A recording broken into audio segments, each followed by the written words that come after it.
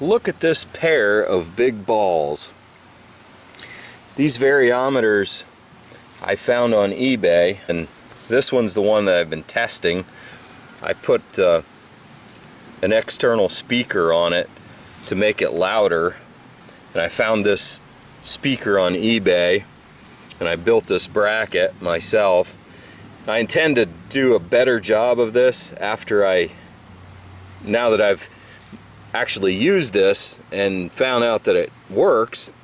I'm gonna try to make a better setup here and get rid of the tape and make it look a little bit better, but it definitely does work.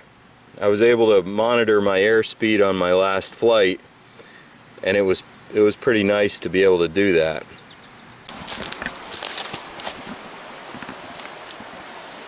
I heard a splash and the ducks came in. Wow, there they are.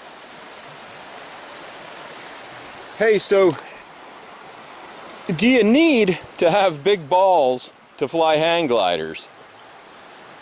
The answer is no. In fact, you need a beginning easy glider to learn on, a training glider or a novice glider, and you need to find a good instructor to give you some lessons.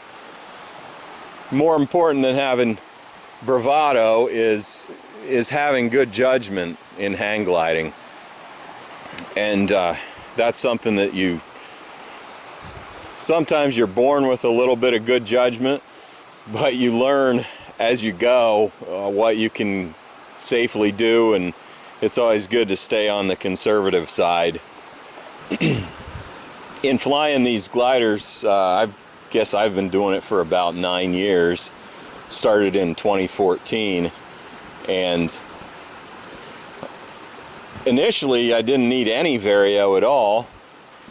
We were just doing training hill type stuff and scooter towing. You don't really need a vario for that, but when you start trying to soar, a vario is a very useful tool because it tells you whether you're, climbing or descending, and it helps you to decipher whether you're in a lift area or a sink area.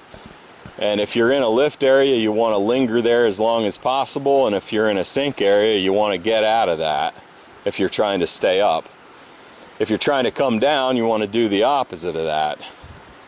So anyways, I've had a number of varios as I showed you, over the course of my flying the 9 years that I've been at this, and it seems some are better than others, but there's folks that can fly without a vario, believe it or not. They just fly by the feel. So my hat's off to those folks that can do that. This is a Ball Variometer. It's a 652, and I'm just giving it a test out. I want to see if it works. And I have my other vario here is a Navitor. That's it's an Udi, but it's been broken a few times, flooded at least twice, and so I don't know which one to trust, but at least I'll have some sort of a backup here.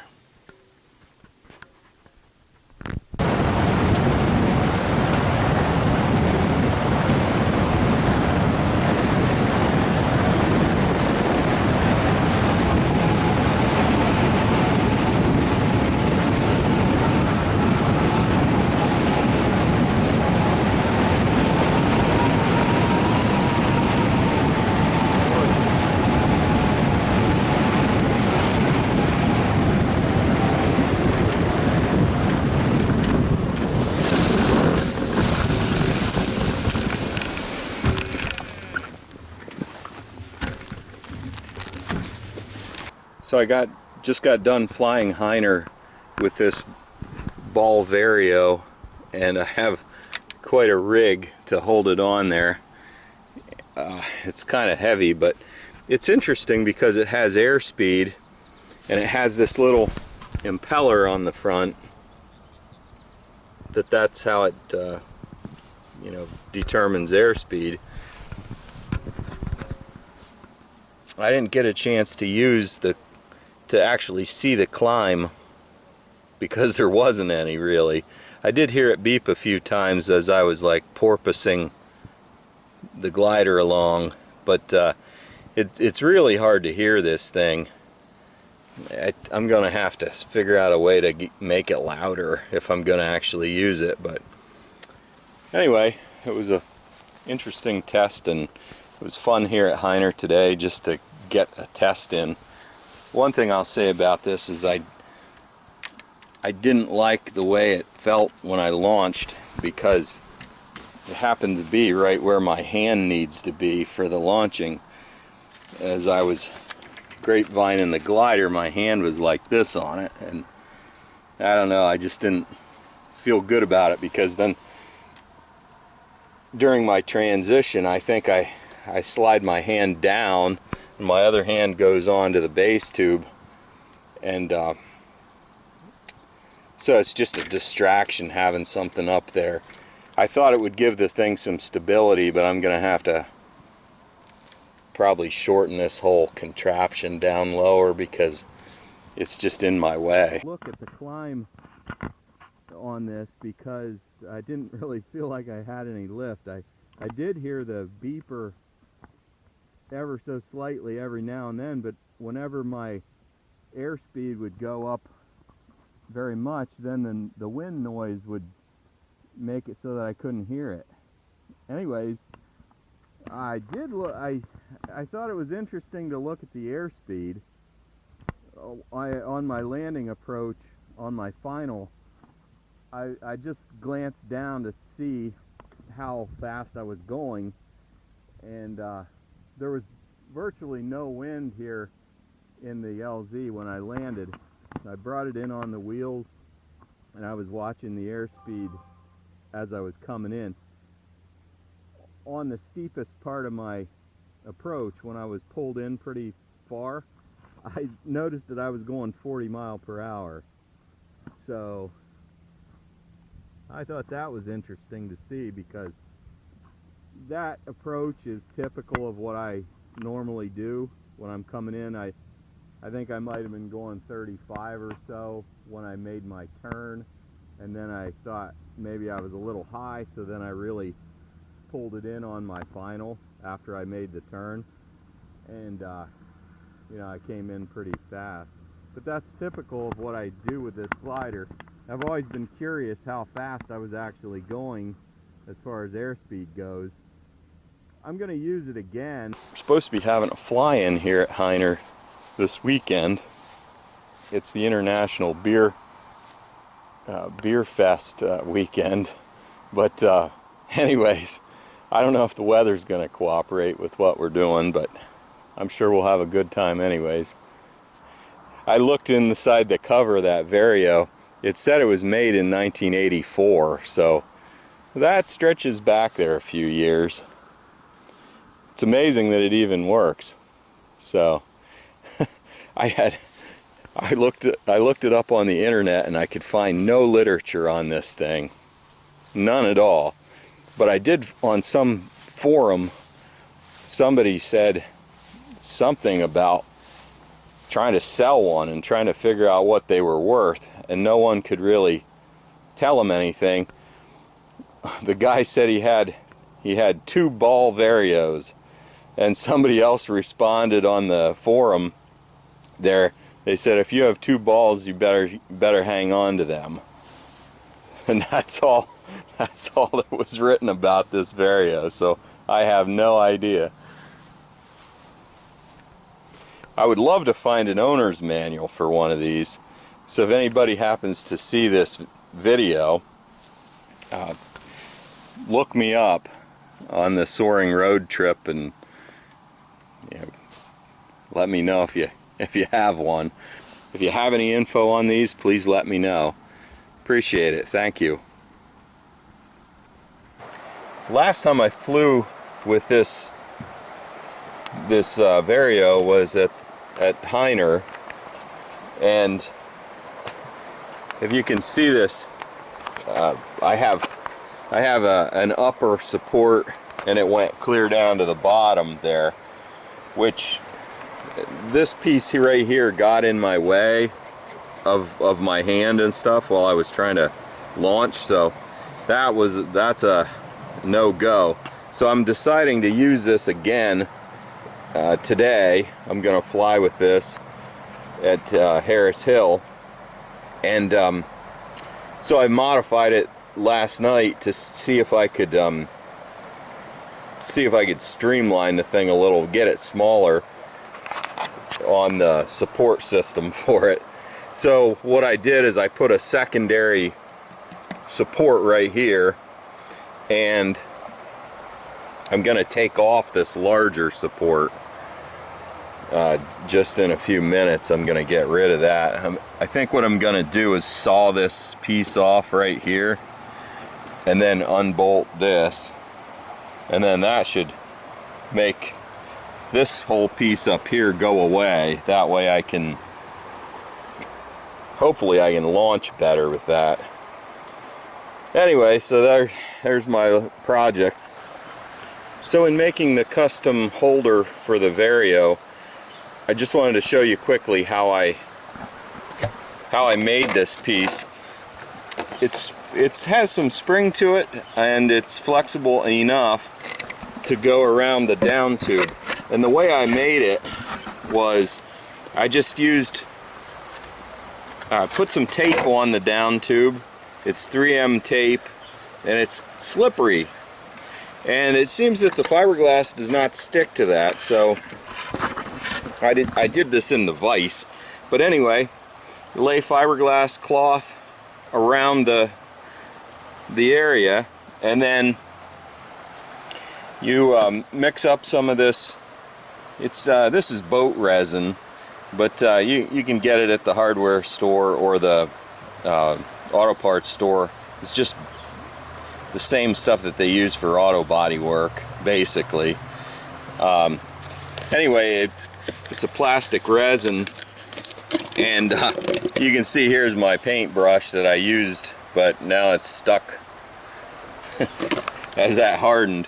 But anyway, you just wet out the fiberglass in the shape that you want, and then leave it sit for about, it hardens within an hour usually, and then I leave it sit until the next day, and then I just took a screwdriver and just popped this off of here, and that's it. So that's how you can make something custom to attach to your hang glider or whatever. Just use fiberglass cloth. I think I used maybe 2 or 3 layers. I think 2 on this one. On the other one that I did, I used 3. So essentially what I started out with was a piece of aluminum like that, and I simply wrapped this around it the way I wanted it. It's very flexible, and then you just use the resin. Well, when it's in liquid form, you just paint it on there, and immediately this will turn like clear or translucent. The white goes away, and that's the way you know that you got the fiberglass wetted out good enough. And then you can put your second layer on, put a little bit more resin on that, and then you're done. Just stop working and leave it sit for an hour or so till it sets up. The stuff is very stinky. You wouldn't want to do this inside. Anyway, if you decide to take that on, definitely read the directions on the product that you have. My plan is to try to fly with these things more, just to try to understand them. And I'm going to post the videos with flying with these, so that maybe if there's anybody out there that knows the internal workings of these Varios, maybe there's some internal adjustments to override that altitude, or like a, what would you call it, a fine and a coarse adjustment. Maybe there's a coarse adjustment inside, somewhere, and then this outer one is just a fine adjustment. That I don't know, but I'm hoping to get some answers from people once they see these on a video. This little nano vario here weighs 0.8 ounces. The ball without the Ball 652 without the external speaker, that weighs 2 pounds 4 ounces. The Ball 652 that continues to make noise here, that is 2 pounds 13 ounces with the speaker and the mounting contraption.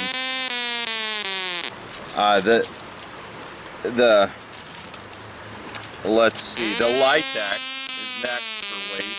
That's 1 pound 7 ounces, and let's see, what am I missing? Oh, the Navitor Vario weighs 14 ounces. So quite a difference there in terms of weight. I don't know what the Flytech 6015 or the Kobo Go Fly were. I used to have those, but they got in a flood and they were destroyed, so I don't have them anymore. But that was the general size that they were. I just cut out a couple pieces of paper to show. But they were probably in the same range as the Navitor. Anyway, so I just thought that was interesting. I wanted to share that with you. Now, why would I care to use these heavier Varios, and why would I bother trying to use some old equipment like this for hang gliding? Well, I wanted to experiment with these. I found these Ball 652s on eBay for a reasonable price. I mean, I didn't know if they would work, neither did the person that was selling them. They didn't really know if they would work. So I tested them, and I wanted to see what would happen. What's interesting about it is they're a kind of an all-around instrument. For the 1980s, when they were made, I mean, to have a vertical climb indicator in feet per minute, and then something that would record out or would show you altitude and also airspeed. That's pretty impressive to have that all in one instrument back in the 80s. I mean, that would be, a little bit similar to what you'd find in an airplane. And I don't know, I've been talking to different people about these, and some people said that the Ball Varios were originally made for sailplanes.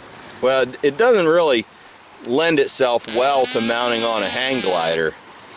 There was a contraption that would come off of here and mount to one of the down tubes, but the problem with it is you'd have to look over to the side to see it. It was pretty difficult to see it if the probe was pointing forward. So with my contraption here, I made it so that it's kind of mounted on an angle on the down tube, which you'll see on an actual video.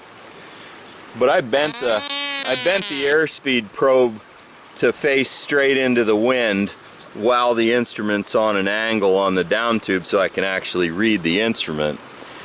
I don't know how people used them back in the day, but that's the only way I could figure out how to make it useful to me, was to modify it a little bit. But maybe they were intended for sailplanes. I really don't know. I'd like for somebody to comment on these, and if you can give me any idea where I could get some documentation on them, that would be great. These other Varios, they like this one, it'll just beep when you are going up, and it'll make another lower pitch sound when you're going down. This Navitor does all kinds of things. That has a lot of bells and whistles. I've had to modify, put an external switch on it because that thing was crashed into the water by someone before me, and then I did it as well. I crashed into the water with it. This Litec instrument, that just gives vertical speed, and it beeps, and it also has a vertical speed indicator on it. So that's a good instrument though. It's really sensitive. You can see I cut that piece of aluminum off, and now I'll wrap Velcro straps around it to hold it on.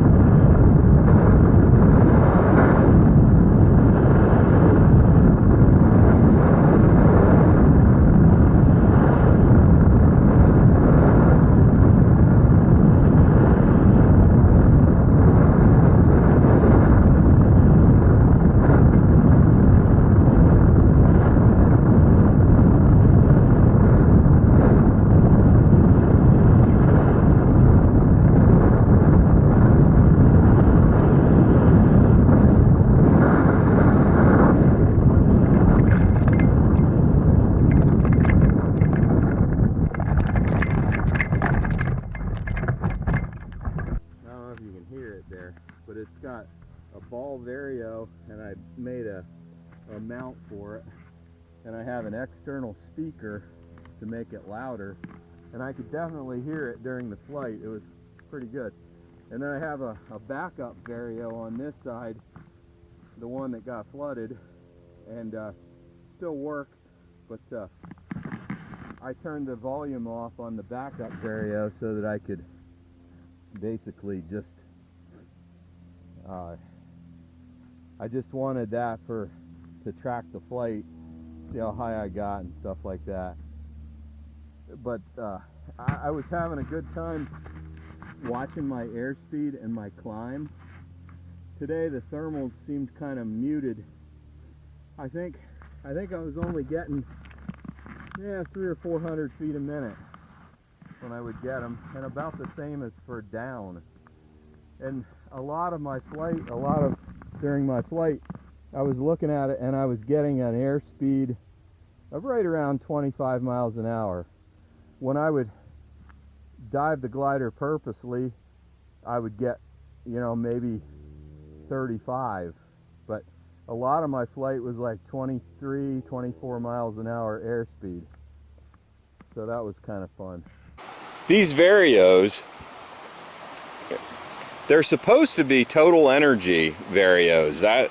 From the little bit of reading I did online about these, this is called a total energy probe, and I think it's somehow supposed to compensate for your actions on the glider, whether it be a sailplane or a hang glider, increasing the angle of attack or raising the nose of the glider. You're gaining altitude, but you're losing airspeed.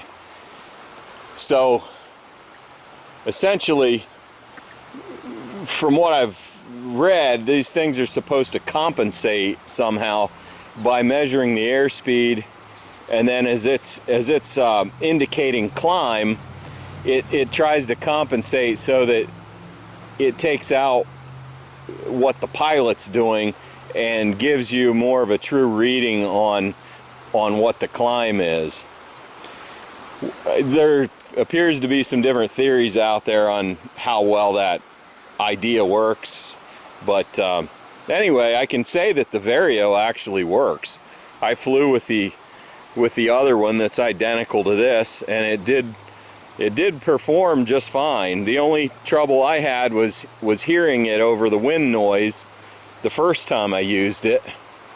The second time I used it, I put that external speaker on there, and that really did make a huge difference, because then I could just listen to it and it would tell me when I was climbing, and then I would try to stay in that lift area. I also noticed that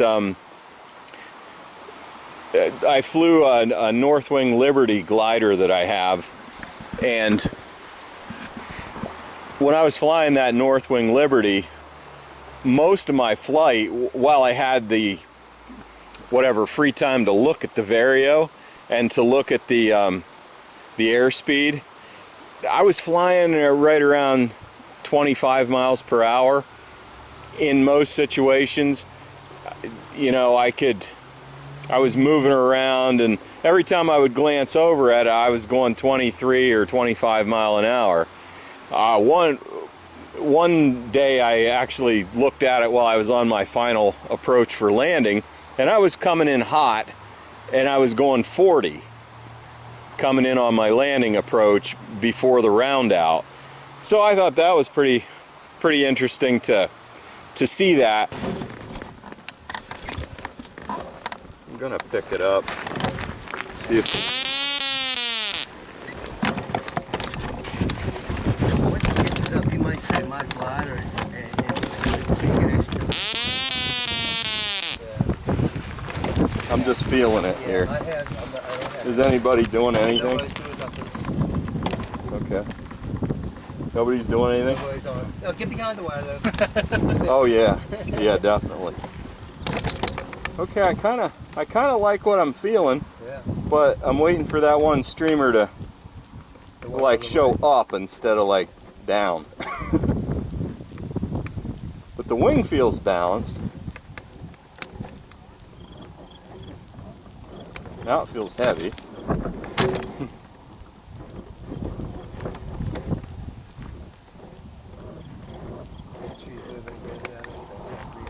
Okay, good.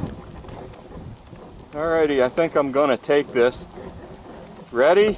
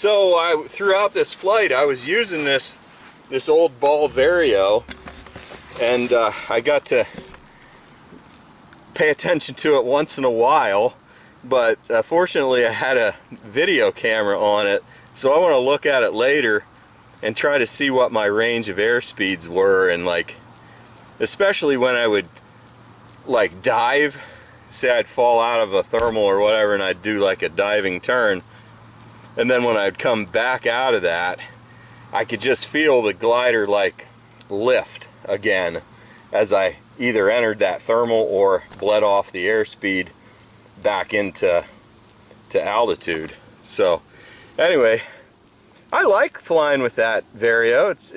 It seems to have a little bit of a lag to it, but it works okay, and putting this external speaker on there makes it plenty loud. I can hear it, and it's also not really an annoying sound. It's like just a buzzing sound. I'm sure you'll hear it on the videos. It's not unpleasant to listen to. That Navitor Vario that I have, after listening to that for a while, you're kind of sick of hearing it beep. But this thing, I can't say anything bad about it. I could listen to that all day long.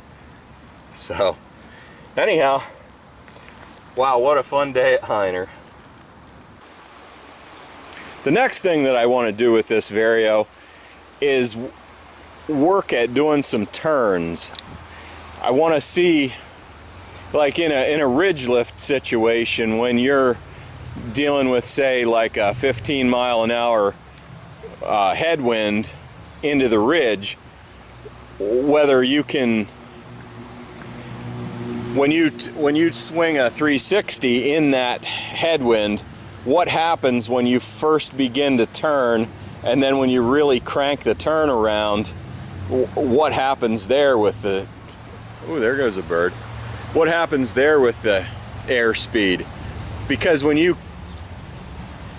you start turning crosswind into that wind, and then you start turning on your,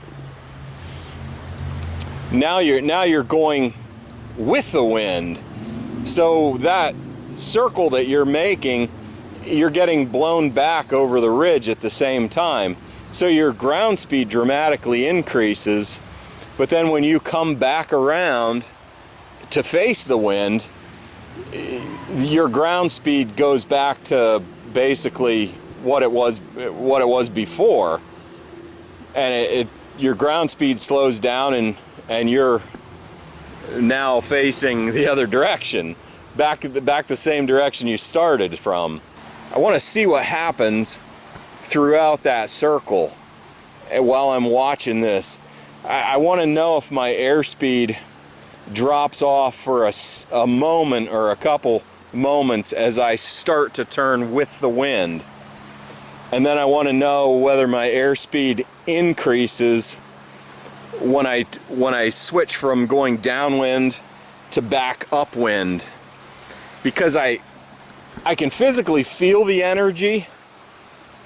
Like when I start my turn and start to go downwind, you feel like the glider is sort of starting a little bit into a dive, and then you're actually cranking it pretty hard because you want to get around the turn and you don't want to get blown back too far, so you end up making it a steep turn, but that loses you some altitude. But then when you swing back around to the headwind again, you gain that back. But I'm curious what the actual airspeed effects are in doing any of that stuff, because the moment you change the direction of the glider into the wind or with the wind, you're momentarily, that the glider has some inertia. It has to. So what's happening there with the airspeed? And that's something from like an engineering perspective, I want to ferret that answer out. I want to understand that. And not just from books, I want to experience it while I see the numbers. I think it's interesting because I think it's interesting to think about that, because I've heard about people having accidents more so when they turn towards the hill. Like, it's easier to stall the glider, I've been told, or I've heard, when you swing towards the mountain, which would be turning downwind toward the mountain. You know, that's what I've been told. It's never happened to me. I've never stalled my glider in that condition, but I understand that it's happened to people in that scenario. But then when you swing back around into facing the wind as a headwind, now it's like your airspeed increases. At least it feels that way. But I want to verify that using the instruments.